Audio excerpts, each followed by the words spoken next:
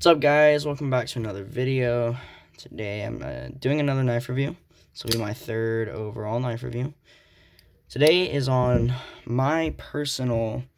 I know if you watched the AFO video, I said it was my ADC. I kind of lied. This is my current everyday carry knife. Mostly because, well, you know, if you want to look at it compared to the AFO, it's a lot more manageable in just about every way. But, I still love the AFO. This is my current everyday carry knife, though. This is the Spyderco Persistence, liner lock, well, I guess you'd call it a flipper, even though it doesn't have a flipper tab, but it's still a flipper knife. Yeah, I picked this up at a gun show about 2.5 months ago, and I just laid the hammer on it, had a little bit of fun, and it's actually held up to be a really great knife. My first ever Spyderco.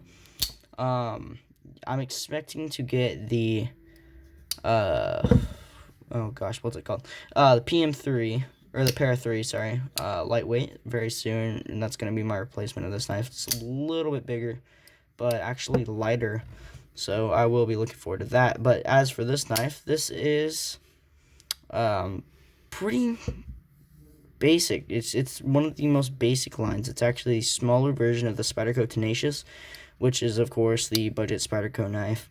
There's also a larger, I don't remember what it's called, but this guy is super cool. So, started off with some specs here. G10 handles, Spyderco's CR13 MOV. This is, you can see it on the blade, but this is a very different kind of CR13 MOV. I've never felt a CR13 that's like this. It holds an edge so much better than any other Spyderco.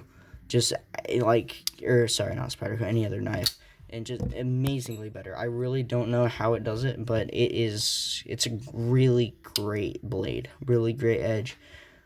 Comes with a basic pocket clip, 4-way reversible, you know, all that goody stuff. Flat ground, Spyderco's on little bird beak kind of shape here.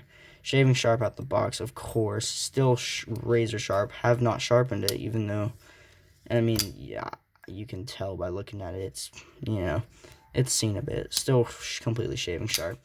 Lock runs off of phosphor bronze here. No, does not run off of bearings like most knives in this. I really like the phosphor bronze. It doesn't make it fall shut, right? It just kind of does its thing. But whenever you're opening it, it makes it super flippy. Or you can just roll it and it's really smooth all the way. So, really cool on that. It's honestly fairly basic, I will be honest, but it is nice. If you're looking for an entry-level Spyderco, you know, it's just a little made in China, whatnot. This one's a really great option. Just like I said, just a little bit smaller than the Tenacious. I wish I had a Tenacious so I could, like, compare them side by side. I do not actually own one, but it's just barely smaller than a Tenacious. So we'll get some length specs here, if I can grab my ruler. Okay, here we go. Blade is just about, it's gonna come in a little bit over 3 inches, or sorry, a little bit under 3 inches, just a tad. So it is California legal. I don't think the Tenacious actually is Cali legal.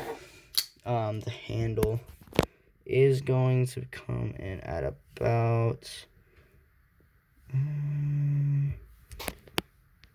4 inches, pretty much exactly. So just under 7 inches knife in total. Not that bad. It's not that big at all. It's super lightweight. As usual, I do not have a scale, so if you want the weight measurements, you can look that up. It's, you know, fairly easy to find, I'm sure. Centering still almost perfect, even throughout the use. So one thing I will have to say, one negative about this knife, as you can see here, the little, little barrel inside there. I took this knife apart, and these are heated and flared outwards, so it's really, really hard to pop them out of the scale.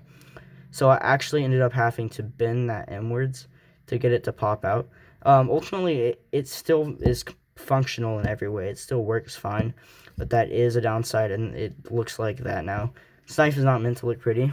Also, another thing, a screw fell out of the pocket clip. What? I know, crazy. Don't know how it happened, don't know when it happened, but I noticed it. The pocket clip's still fine, completely, and it's still Loctite.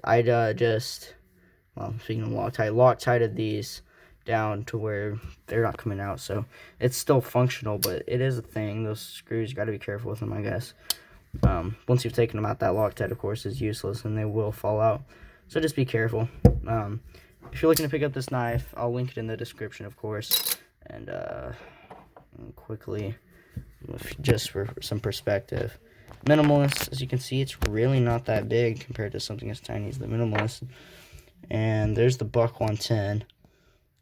You know, I'm dwarfing this knife, so anyways, yeah, thank you for watching the review. Make sure you check out, you know, the other reviews if you're looking for some knives or anything along those lines. Have a nice day. Thank you for watching.